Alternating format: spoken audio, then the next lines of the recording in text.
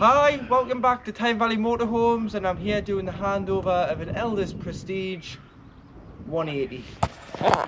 We're starting the walk round on the driver's side of the vehicle first. First point you get out is your electric hookup point. So using your West alloy key, you can open, and in here you've got your leisure battery and your hookup point. So to hook the vehicle up, you get your hookup lead, slide the lead through the little notch here, lift the collar, expose the end and hook the vehicle on. Then making sure the wires through the little groove, you can then lock the battery locker so that nobody can nick your hookup lead. You've got your external shower. So this is your shower point. It's a cold water fed shower, making sure that the pump's on inside and you've got enough water on board. You can hose the dog off, the bikes, the boots, and then drain off your fresh water. So say you've taken on contaminated water, or you drain it down for the winter, simply let the water out, or you're just not using it for a while. This is just fresh water that you've filled up with a hose pipe, allowing it to drain off the tank. And to fill the fresh water, it's via this point here. So you've got a lockable cap. Go and get yourself a hose pipe with some hose pipe connections, as it's mainly just a brass tap on most sites. So you'll need the screw on end, the hose lock end, and then put the flat end in the vehicle and fill until simply it overflows, or until you're happy you've got enough water on board, which you can see on your main control panel.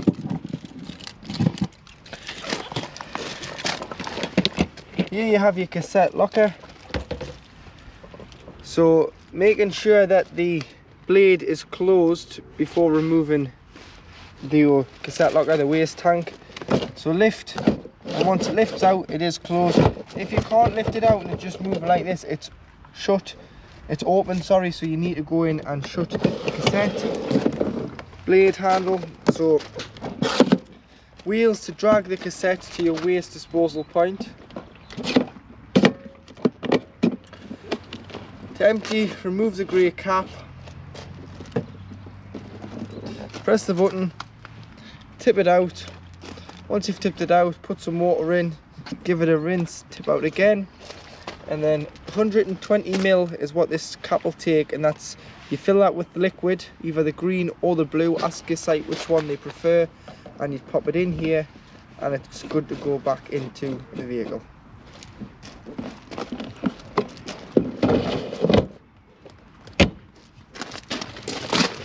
You've got your waste outlet here, so this is any water that you've put down a plug hole, or should I say anything, cups of tea. So when you are finished at your site, you drive over the waste disposal point and open it up and allow the water out that you've used. And also in the winter you want to make sure that this is left open, same as the fresh, so that no water can sit in the tank and potentially freeze. You've got your vent for your wheel water heater and space heater.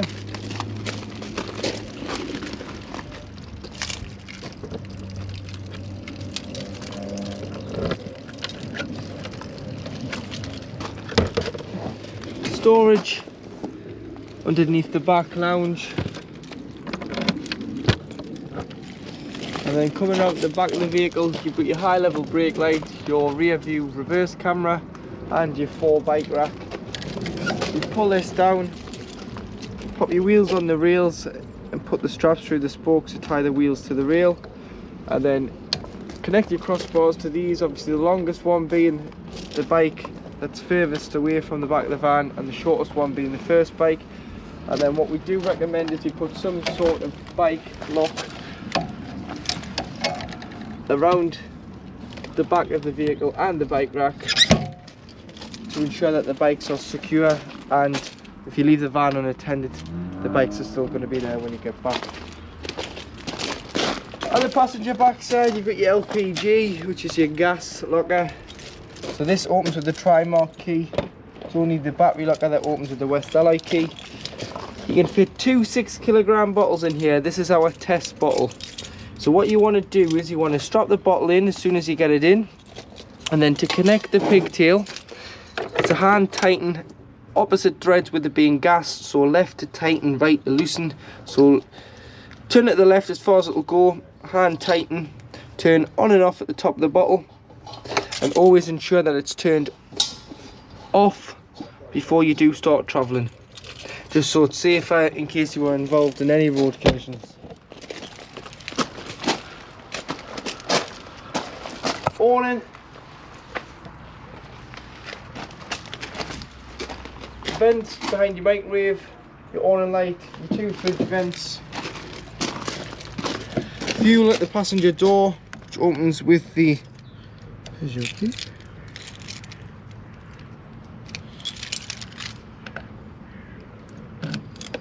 separate key, this little one here, so it's an aftermarket fuel lock, so it's got a separate key for that.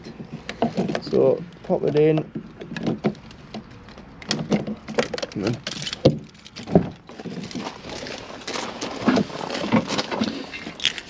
tyre pressures, so 5 bar on the front, which is 72.3 psi, 5.5 bar on the back, which is 79.5 psi, 5.5 bar at the back. Toolkit underneath the passenger seat, so it includes a jackknip brace and a towing eye, and then your engine battery lives underneath the floor. Bonnet release is on the side of the dashboard.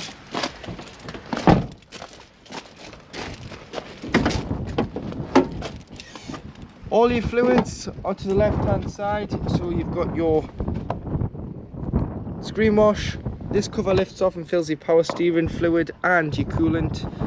You've got your brake fluid reservoir, oil filler and a dipstick, an earthing point for giving or receiving a jump start, which is this one here, and then your positive is between the air filter and the headlight. There's a little cap here, so you just lift the cap up with the key and put your positive terminal onto here, and it'll give or receive a jump start using your engine battery. So once on board the vehicle, this is your Elddis control panel. So you've got your master switch here, which is the bottom one, which turns on the 12 volt or 230 volt if you're hooked up in the vehicle, which is the bottom right hand switch. And then above you've got the lights, so this is a master switch for the lights, then they all are individually switched around the vehicle. In the middle here you've got the voltage of the leisure battery at the top. Take it out, take the hook out to get a true reading of the battery, and then underneath you can press water and see how full your fresh water is. It's saying it's full there, so you've got a full tank of fresh water on board. Then on the buttons on the left top one, you've got the pump, so turn the pump on to pressurize the water for the taps, toilet, shower. If you don't have this on, you'll get no flow of water through the taps. And then at the bottom switch you do have your awning, which is the light on the outside of the vehicle, so it's the awning light. To operate your water heater, so your water heater works on both sources, gas or electric. So making sure that your boiler is full of water first and you haven't drained it off, because if you've drained it off and you've not refilled the boiler, then don't try and heat the water, because you're going to burn the element out. So you've got gas this side, which is dead simple, just turns down and operates on gas. So you'd use that if you're wild camping. And then this side you've got, off in the middle, you've got 1 kilowatt of electric, which is 750 watts. And at the bottom you've got 2 kilowatts, which is 2 wiggly lines, which is 1500 watts of electric. So it all depends on how many amps you get through your site, whether you use 1 or 2 kilowatts. And if you're in desperate need of water, you can have the gas and electric turned on together, which will reduce the time it takes to heat the vehicle, or should I say the water. This is the vehicle heating. So above you've got off, you've got the recirculation fan, and you've got gas, so you'd use gas on its own if you're wild camping. And if you turn to the left, you've got 1 kilowatt of electric, which is 750 watts, 2 wiggly lines, 2 kilowatts, 1500 watts, or 3 kilowatts of electric. So if you're on a site, you'd use the electric, you wouldn't waste your gas. And then, like I was saying with the water, if you're in desperate need of warming the vehicle up. If you're more so away in the winter or in a colder country, you can turn it down to gas and electric. So gas and 1500 watts on 2 kilowatts, and that'll reduce the time it takes to heat the vehicle more so in the winter. And then you pick your room temperature, so all the way at the top 30 degrees, and you can adjust this so you can get the right temperature inside the motorhome. Underneath you've got your, so if you want to put a telly there, you've got a 12 volt TV point, two 30 volt sockets. In the wardrobe is where you'll find the location of your freestanding table. There's 2 infill cushions in there for making the dinette into a bed, and a third above the cab. You've got your awning winding handle and your rafter bar, which is your middle bar. 2 hanging rails. Your solar panel, which is just doing its own thing. Your TV aerial,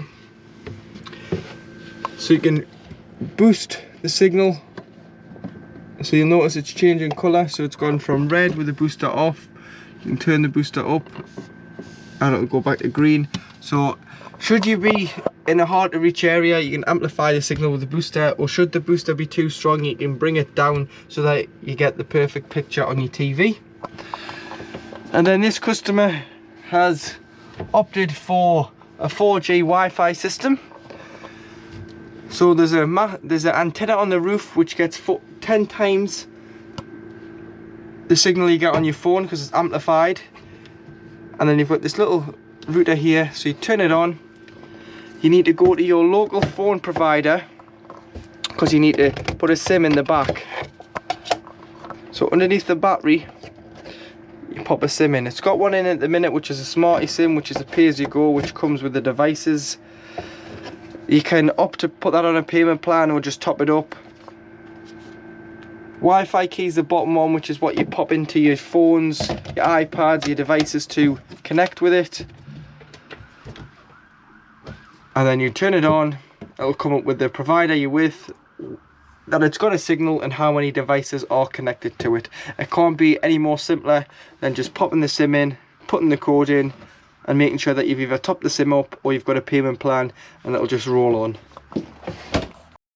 So in the kitchen you've got a 3 burner gas hob and 1 electric hot plate. So the electric hot plate one's the furthest dial away from you, which will bring on the red light, which will only work when you are hooked up. And then you do have gas if you were while camping using the ignition on the front of the oven. You've got the back one lit.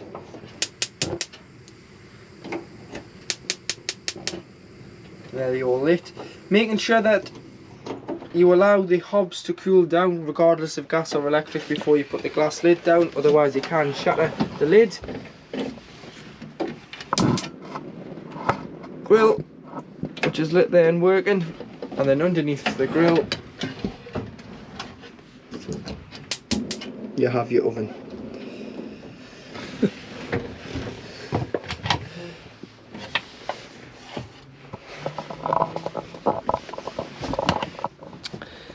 Three gas taps, so should there be any problems with gas, these are mainly for when the vehicle is annually serviced. If there's a problem with you, just turn the bottle off to be safe. And you've got the fuse spur for the electric hot plate. Your fridge is a 3-way fridge. So at the top is off, the fridge not in use if it was parked up. If you are on a site or you are pre-chilling the fridge at home, you would use electric, which will be a mains 230 volt fridge. Go down to the battery, and when you travel you can put it on the battery, and what it'll do is it'll keep the temperature of the fridge the same as what it was previously set at. So if you've been on site and you're moving from one site to another, put it on the battery, and when you drive, your shopping should stay nice and fresh. Or if you've pre-chilled it at home, put your shopping in the night before, and then you're driving to the site, you can put on the battery and keep your shopping fresh. And then if you go wild camping, you'd go down to the gas. This is the gas indicator here, so you want that orange band to go into the green. And what you would do is you'd use your temperature dial here, so push it in, push the spark igniter in, and then you're waiting for the orange band to go into the green. Once it's in the green, you can let go, and it's lit on gas. With the fridge, you want to clean it out when not in use and leave the door open, otherwise you'll get funny smells in the motorhome because you're trapping the air and it will become smelly. Push in here, these two toggles will come out and you can rest the door up against it, and it allows air circulation in and out of the fridge. Above you've got an 800 watt microwave which will work on mains power only, so you've got to be hooked up for that to work. Pushing the chrome catches behind will release the doors, and you've got storage, plates and balls rack, fuse spur for the microwave.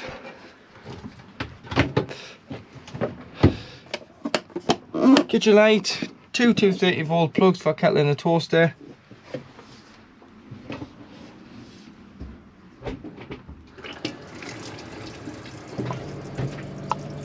And this is just showing that your water pump's working and your hot water is working, because that's getting lovely and warm there, that hot water. And then to this side you do have storage drawers, so 3 drawers, followed by 2 shelves for your pots and pans. Above the carb you've got the luton, which houses another double bed as it's a 6-berth. You can pop your ladder onto here, and you've got this board, so if you're putting children in, it stops them rolling out. If not, you can fold it underneath the mattress, pushes up to give you more headspace to get into the cab, because believe me, the amount of times you bang your head on them.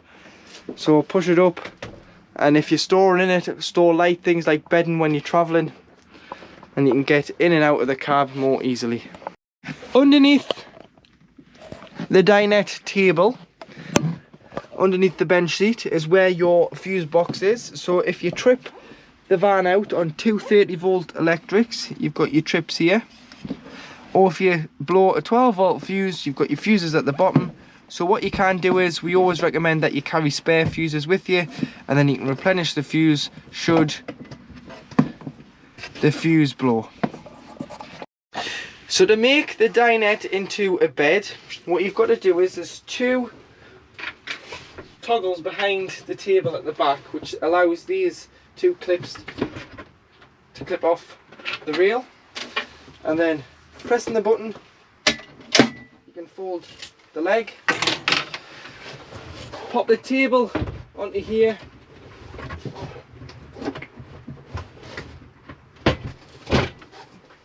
and then there's 2 boards which fold up. You pop the big cushion in the middle,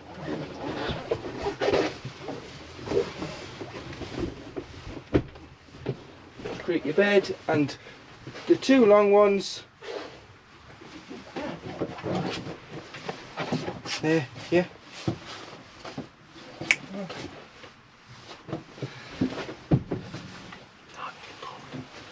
Onto there, and you have created your double bed. No, it must have a board.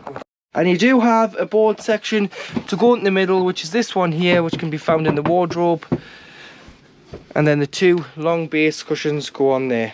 To fold these down, you've got two to do. So if I put the camera down just so you can see that, press these 2 in to fold the boards back down. In the washroom, to operate your toilet, so ensuring that the pump's on, you'll get your flush with the blue button at the back. So put a little bit of water in first, and it keeps the seal between the cassette and the top of the toilet lubricated so it doesn't stick. And then what you want to do is you want to open the blade, and this is the blade here. So you'd slide this to the right, use the toilet with the blade open, flush after use, and then close it back to the left and once you've closed it to the left, that'll ensure that your cassette comes out the side of the vehicle. If it was to be left open, it won't come out because the mechanism is engaged. And then when it's full, you'll get a red light on here saying that the cassette is full. Toiletry cabinet. Shower head. We always say remove the shower head and lie the shower hose in the shower tray with all the mixer taps open. When you're winterizing, you've drained the fresh off, you've drained the waste off, you drain the boiler off, which I'll show you further on in the video. And you've got your hand basin and your shower screen. So behind the washroom in the under storage underneath the bunk is where your boiler is. So this is your wheel boiler. So it holds 10 litres of water at any one time. In the winter, when you winterize the vehicle, you want to ensure that all the water is drained out of the motorhome. So you've opened the fresh from outside, you've opened the waste, you've opened all the taps within the motorhome. You have disconnected the shower head from the shower hose and lay that in the shower tray. Last thing you want to do is drain off the boiler. So there's this yellow toggle, it's standing up, which means it's holding water. Lie it down to the back, pointing to the back bumper, and that will drain off and leave the boiler open so that no water can sit in here. The water will drain directly out underneath the chassis, and then when you come to reuse the vehicle, you want to shut it, so stand it back up, assemble all the taps inside the vehicle, shut the fresh and the waste from outside, and fill the van with the hose pipe full of fresh water. And then what you can do is you can come in, put the pump on, go at the cold side of the tap first. You'll get a cold water pressurized flow straight away.